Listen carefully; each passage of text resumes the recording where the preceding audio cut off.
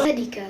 Tadika dikenali sebagai Taman Didikan Kanak-kanak. Tadika juga dikenali sebagai kindergarten atau preschool di dalam bahasa Inggeris. Tadika merupakan tempat atau institusi pembelajaran secara akademik berdasarkan mata pelajaran. Di Tadika juga tidak dikhususkan untuk bercakap bahasa Tamil, Mandarin atau bahasa Melayu. Namun, keutamaan kepada bahasa kebangsaan adalah diwajibkan. Di Tadika juga melibatkan peringkat umur kanak-kanak di antara 4 hingga ke 6 tahun. Tadika juga merupakan institusi sosial yang boleh membantu kanak-kanak untuk bergerak aktif, berkawan dan melakukan pelbagai aktiviti yang bersesuaian dengan peringkat tahap umur mereka. Oleh itu, tujuan diwujudkan Tadika ini adalah untuk membantu meningkatkan perkembangan dan pembangunan seorang kanak-kanak. Hal ini demikian kerana sekiranya kanak-kanak mendapat pendidikan asas yang berkualiti, maka diyakini kanak-kanak tersebut akan terus berjaya dalam pendidikan yang dilalui. Baiklah, seterusnya kami akan menyatakan beberapa isu yang berlaku dalam literasi pendidikan. Yang pertama, alat bantu mengajar. Dalam dunia pendidikan, guru berperanan untuk menyediakan alat bantu mengajar iaitu ABM semasa PDP dijalankan. Ini kerana ABM akan dapat membantu seseorang guru dalam proses pengajarannya dan menjadikan murid lebih tertarik, tidak cepat bosan dan mudah faham akan sesuatu topik yang ingin disampaikan oleh guru. Lebih-lebih lagi pada golongan kanak-kanak. Contoh, guru-guru boleh menyediakan kad imbasan, boneka, termasuklah komputer, radio, video untuk dijadikan sebagai ABM. Yang menjadi isunya kini, peruntukan bagi ABM sangat terhad hinggakan berlakunya kekurangan dalam penyediaan ABM. Kesannya, murid akan cepat bosan, tidak seronok untuk bersekolah kerana peralatan yang digunakan hari-hari peralatan yang sama. Oleh itu, guru tadika berperanan penting untuk menyediakan kelengkapan alat bantu mengajar masa pembelajaran dijalankan. Yang kedua, kemahiran profesion sebagai seorang guru. Seseorang yang bergelar guru hendaklah menerapkan segala kemahiran dalam diri mereka. Ini kerana guru yang mempunyai asas pendidikan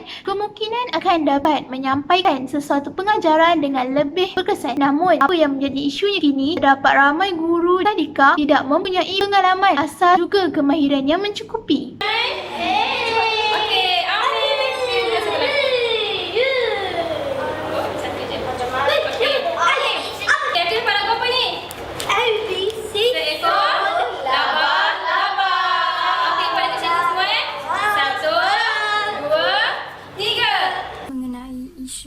Masalah dari segi ruang dan waktu. Terdapat lihat dari segi ruangan, iaitu ruangan yang tidak sesuai. Ruangan yang terhad ketika ingin melakukan sesi pengajaran seperti bermain adalah tidak boleh kerana ruang yang diperlukan itu adalah sempit atau tidak mencukupi. Dan aktiviti pengajaran semestilah bersesuaian dengan situasi atau keadaan semasa yang dihadapi di tadika itu. Hal ini demikian kerana terdapat sesetengah tadika seperti tadika swasta yang mempunyai ruangan yang terhad. Selain itu, dari segi peruntukan masa, semasa di sekolah, tempoh sesi pengajaran kepada kanak-kanak adalah tidak mencukupi kerana cara pembelajaran mereka adalah agak berbeza. Mereka memerlukan kaedah pembelajaran seperti menari, melukis, bermain, berwarna dan sebagainya untuk memudahkan mereka memahami apa yang dipelajari oleh guru mereka. Oleh itu, rancangan semula mesti dilakukan oleh guru supaya masa yang telah ditetapkan dapat dimanfaatkan dengan sepenuhnya. Di samping itu, antara isu yang menjadi masalah dalam literasi adalah anak yang kurang berkemahiran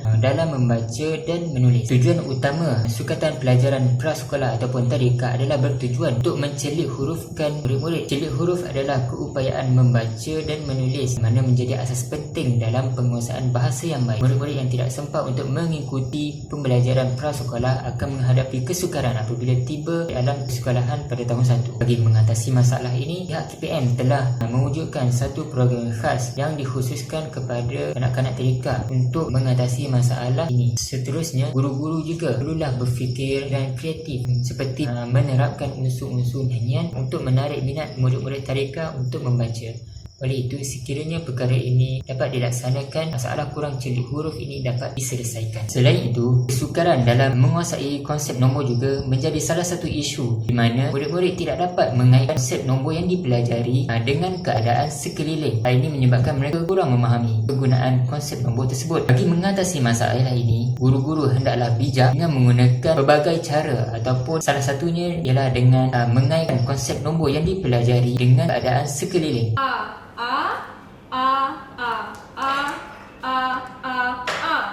Sekarang kita sebut sama-sama.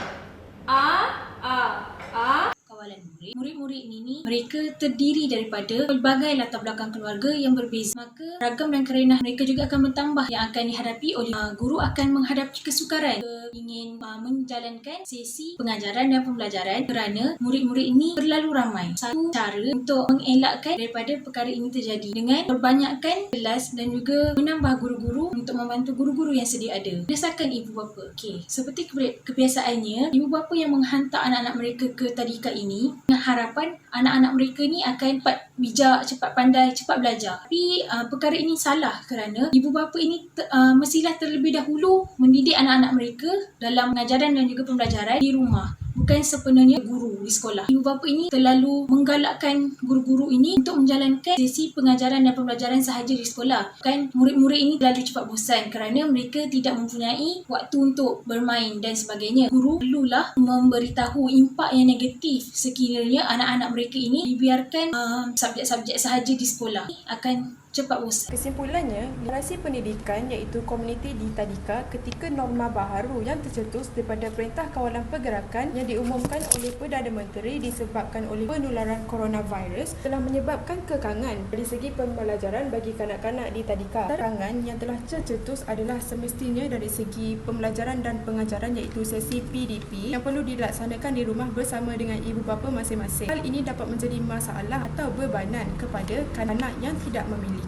capaian internet yang stabil di rumah di samping tak memiliki alat telekomunikasi yang canggih. Hari ini sedikit sebanyak dapat menjejaskan proses pembelajaran mereka. Tanggungjawab juga turut digalas oleh ibu bapa di mana ibu bapa berperanan untuk memantau, mendidik dan juga mengajar anak-anak secara kreatif dengan cara yang menyeronokkan. Tanggungjawab juga turut digalas oleh ibu bapa di mana ibu bapa berperanan untuk memantau, mendidik dan juga mengajar anak-anak secara kreatif dengan cara yang menyeronokkan bagi mencipta satu suasana pembelajaran yang kondusif dan mirip seperti apa yang dilakukan oleh guru-guru di tadi. Kesimpulannya, segala isu atau permasalahan yang dihadapi di dalam literasi pendidikan terhadap komuniti di tadika ini akan dapat diatasi. Kesalahan yang dihadapi di dalam literasi pendidikan terhadap komuniti di tadika ini akan dapat diatasi dengan adanya sikap bertimbang rasa dan tolak ansur di antara ibu bapa dan juga guru-guru.